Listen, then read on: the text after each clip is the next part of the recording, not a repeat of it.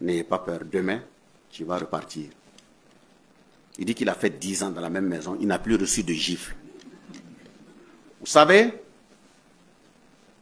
on doit travailler aussi pendant des années pour nous décomplexer.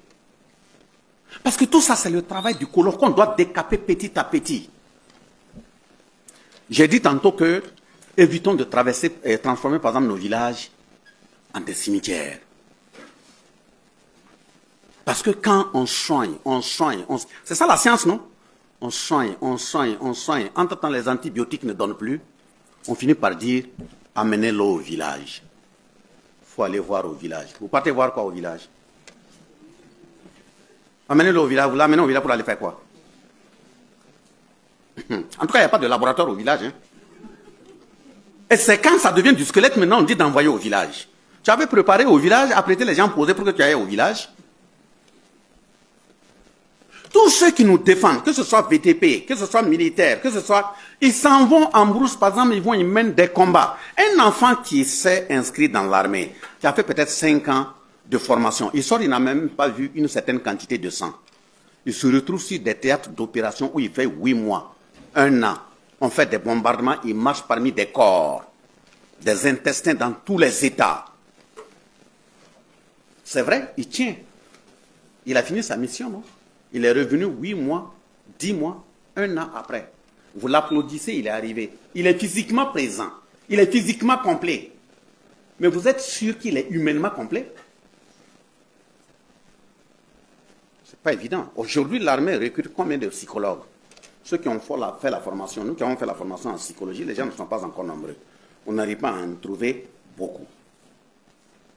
Mais les mêmes chefs ont la possibilité dans toutes les contrées, même pour enterrer des gens.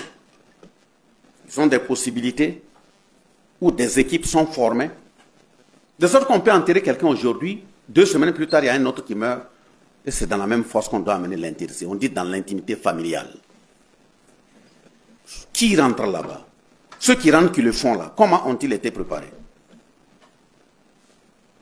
Et ceux qui vont donc mener la bataille de nos jours, on revient, quel est le rôle de l'ensemble de nos forces sociales?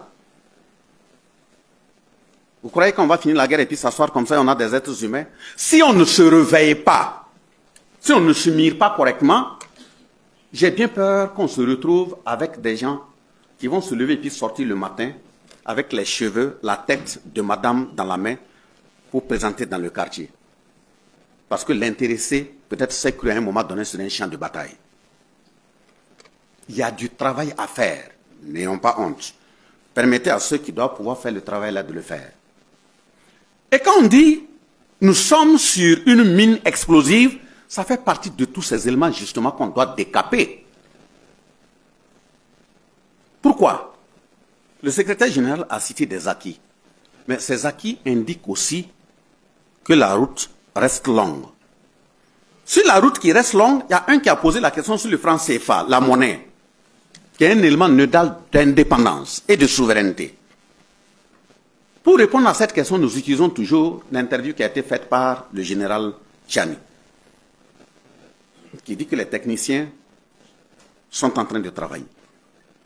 Et quand ça sera OK, ils vont les mandater pour sortir, communiquer et indiquer où nous sommes. On est tout à fait d'accord que depuis 1945 à nos jours, on a tellement subi que les gens sont pressés que ça avance. Mais peut-on traiter une plaie de 60 ans en 2 ans, 3 ans? Des moments aussi, on dit que quand tu vas aller loin, il faut bien apprêter ta monture.